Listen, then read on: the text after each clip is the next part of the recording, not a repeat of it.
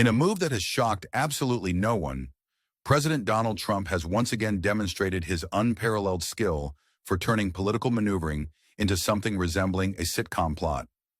The latest episode features Rep. Elise Stefanik, ERNY, who was on the brink of a glamorous new role as the U.S. ambassador to the United Nations. But alas, Trump came to the rescue, not to the UN, but to his own political agenda, by asking her to remain in Congress. Trump's announcement, delivered with the subtlety of a bull in a china shop on his preferred social media platform, Truth Social, was a classic display of his priorities. He declared that Stefanik, one of his most avid supporters, should stay put to help him deliver the magical concoction of buzzwords he knows so well.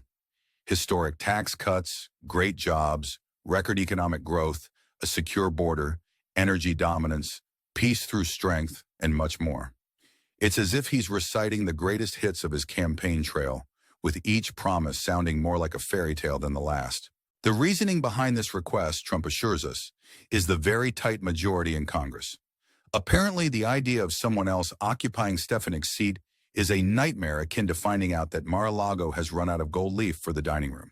The people, Trump insists, love Elise, and with her in Congress, there's no need to fret about Election Day.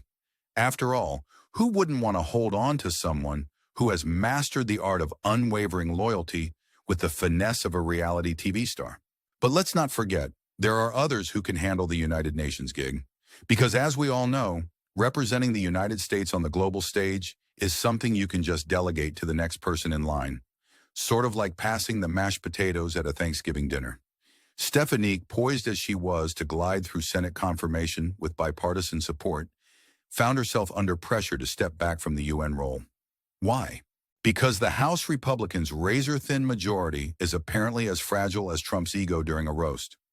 Add to that the delightful internal politics of Stefanik's home district, and you've got a recipe for political drama that even Netflix would envy. The drama doesn't stop there.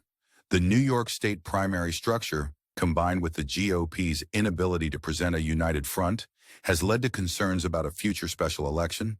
It's almost as if the GOP is playing a game of musical chairs, but someone forgot to bring the music. And who do we blame for this delightful debacle? Some say Stefanik, for not stepping in sooner. Others argue it's a broader failure of Republican Party leaders who have allowed these divisions to grow unchecked. It's like watching a soap opera where everyone is arguing over who gets to play the lead, but no one has bothered to write a script. Meanwhile, Stefanik's district is a hotbed of conservative intrigue. A conservative candidate is threatening to run as a third-party contender if he doesn't secure the Republican primary, and the candidate endorsed by the New York Conservative Party is apparently an apostate who never supported Trump. It's a wonder they haven't turned this into a reality show yet. Who Wants to Be a Congressman? Could be a big hit. Despite the chaos, Republicans in Washington are treading carefully with their slim majority. They can't afford any slip-ups, especially with another special election looming in Florida.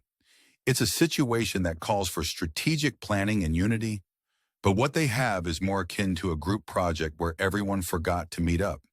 And let's not forget the wild card, New York gavache, Kathy Hochul, who might just decide to slow walk the election process, leaving Stefanik's seat open for as long as possible. It's a move that would surely add another layer of complexity to an already tangled web. In the midst of this political theater, Trump's announcement on Thursday was the cherry on top. He gleefully declared that Stefanik would rejoin the House GOP leadership team, singing praises about how Speaker Johnson is thrilled. It's unclear what role she could take, though, given that her previous position is now occupied. But hey, in the world of Trump, titles are as fluid as his policies. As we follow this circus of political maneuvers, one can't help but wonder, what do you think of Trump's latest strategic brilliance? Is it a masterstroke of political genius or just another chapter in the book of absurdities?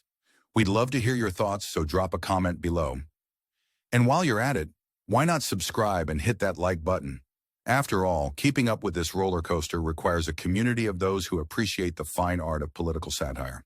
In the end, the saga of Elise Stefanik is just another reminder of the complexities and absurdities that have come to define the current political landscape. As Trump continues to weave his narrative, we're left to watch, comment, and occasionally chuckle at the sheer unpredictability of it all. Here's to political theater. May it never cease to entertain.